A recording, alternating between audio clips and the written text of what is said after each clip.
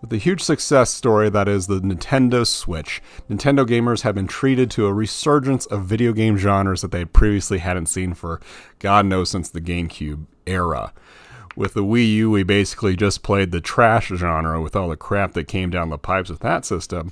And with the Wii, although we got quite a few quality games from Nintendo and a few others, we were left to mainly deal with motion control waggle fests that weren't quite deep or anything along those lines. One of the genres that we've seen return to Nintendo consoles are couch co-op games that are not actually made by Nintendo. We had a few games like Affordable Space Adventures and Guacamelee on the Wii U, but with the Switch we've really seen just a bountiful cornucopia of different games come upon it.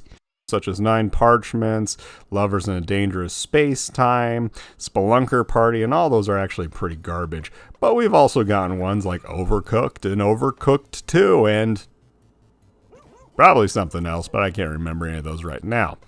Now we have the likes of Think of the Children, that tries to follow in the same vein of Overcooked 1 and 2, and absolutely sucks at doing so. I've already written a review on it, but today we are introducing it to my video series, I Can Do It Better. The name of the game in this series is that I pretend I have the designer and programming skills to match my arrogance, and my plan is to see how I can make this game go from its mediocrity into something that is, a 7-8 quality level game. So let's begin. And Think of the Children, your job is to be a good parent. And good parents keep their children alive, because if they don't, they're no longer parents at that point. You have 6 children to keep alive. And these sad little sacks of flesh have no survival instincts in them, and so they're going to veer towards danger at any possible moment, whether that means they're going to be guzzling bleach, getting killed by oncoming traffic, or what have you. They're remarkable in that way. The focus on keeping children alive is what makes Think of the Children a unique game. Otherwise, if we were to take out that component and just make it better, you'd have this game. Yep, it's Overcooked, and although that's a solid game, we want to create something unique, a little different pace from typically preparing food. And so to do that, let's figure out how it can be fun to actually parent. Think of the Children could easily be a 7 or 7.5 game if simply the playtesters were listened to when this game was developed and those issues were covered. Make the graphics more unique. Make them more distinguishable so you're not losing kids in the mess of voxel pixels. Make the controls better and more reliable. Get rid of the bugs. Reduce the frequency of the hazards so the game is actually manageable and kids aren't dying left and right. Balance the single player mode. Make it actually feasible for the single player to play the game rather than being a mess of 6 kids running all over the place and dying left and right. And increase the amount of content. With what we see here, you could be done with the game in a matter of 2 hours, if not less, if you're blazing through the content. Get those components in, and we got a good game. But we're not here to make a good game. We're going for a great game. 8 or higher. The basic concept to Think of the Children isn't necessarily a bad idea. It can be frantic and hectic to make sure all these kids live. The only problem is it kind of seems like it's trying too hard to be overcooked with that timer. And that timer really shortchanged the game because they have 90 seconds to put as many hazards in the game as possible. So essentially you're just running left and right, making sure that each kid doesn't kill himself at any one time.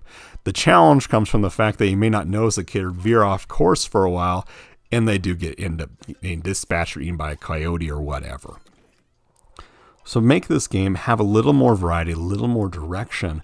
What I would recommend is make it more mission-based. There's a certain level in Think of the Children where there is no time limit. Instead, you have an embarrassment meter. So like the example we have is that you're in a shopping center and you have to get groceries. The game is not over until you get all the groceries. And children can still die on this level, but there's also hazards where the children can just embarrass you because they're great big balls of turds. And so in that sense, the object is to complete the mission as quickly as possible still, while managing them and maybe triaging a plan to make sure all the missions are completed. What I would suggest is that each level plays just like this. We also want to give some more depth to it. Out of all the tasks it can do, it's basically mashing the A button until it's done or bringing something from point A to point B. Let's insert some more strategy.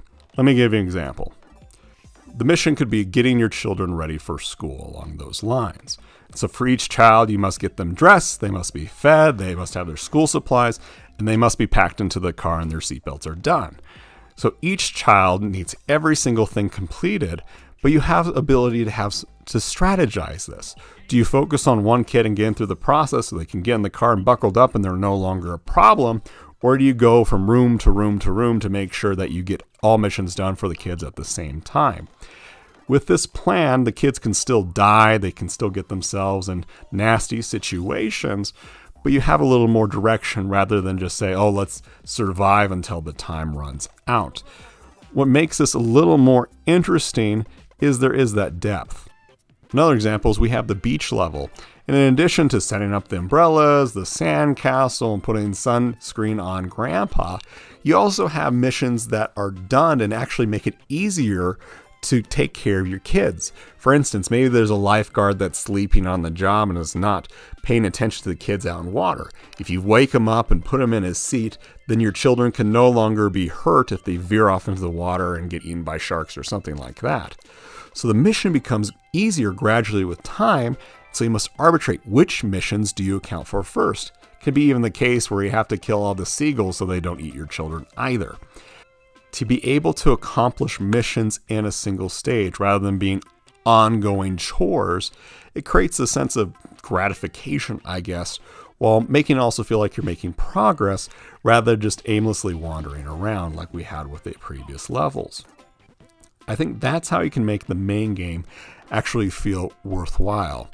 You need other modes, though, to really expand this package, because currently the game just repeats the levels in two separate modes, story mode and party mode. There's no difference. And along with the cooperative experience, I think you can put something competitive. For instance, let's make a custody battle, because we already know that divorced couples fight over their children, so let's make it happen in-game. We could have a similar set of stages, and each of you are tasked with controlling one side of the room. There's 6 kids, 8 kids, whatever. But if the kids go on your side of the room, you got to make sure they don't die while you're also completing certain chores. So the game can be a survival element in a sense that if the children all die out and they died on your side, you lose points. Or if you're able to take care of tasks such as changing their diapers or getting them clothes or getting them food, you get more points. Essentially, with this custody battle experience, you're all still fighting for the same amount of points. The kids still need to live. But what makes it a little more worthwhile than simply the cooperative experience is there is that level of competition. Maybe you can throw the kids onto the other player's side so that it's harder for them and kids die on their side. Or you hoard them to yourself so that you can get more points from saving them or anything like that. And then whoever gets the most points gets the kids until 2 years later when the custody battle resumes, because the kids no longer want to live with mom, but they want to live with dad. Whatever the case. Let's consider another mode as well. Let's make a horde mode for Think of the Children. We'll call it daycare mode. In daycare mode, you and whoever else is there still has 6 children to take care of, and your job is to make sure they don't die, and you can do other things to get points over time. These missions, unlike the other ones, cannot be completed. They have to be done over and over again. And as time progresses, as you're able to successfully complete missions, more kids are added to your daycare. And it goes basically until, let's say, 3 kids die. And that as time goes on, if you get enough points, you're pardoned for a child's death. Once the 3 kids die, your daycare is closed and you post that score online. So you get a little more longevity out of the game while maintaining what this game was originally all about, which was keeping the children alive with mundane tasks. These 3 elements of the game add depth to it rather than making it the same level each single time.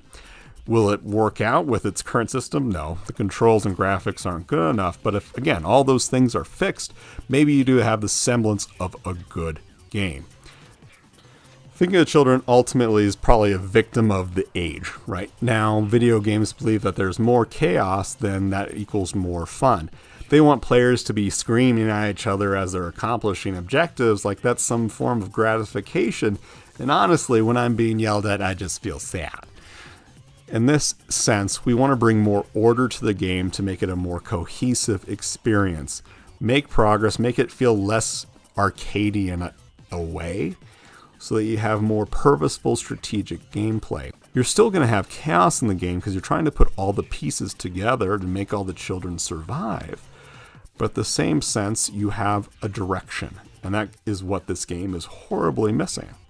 So on my idea, this is how you make the game better, but of course, if you have your criticisms, send them my way. Until then, well, bye.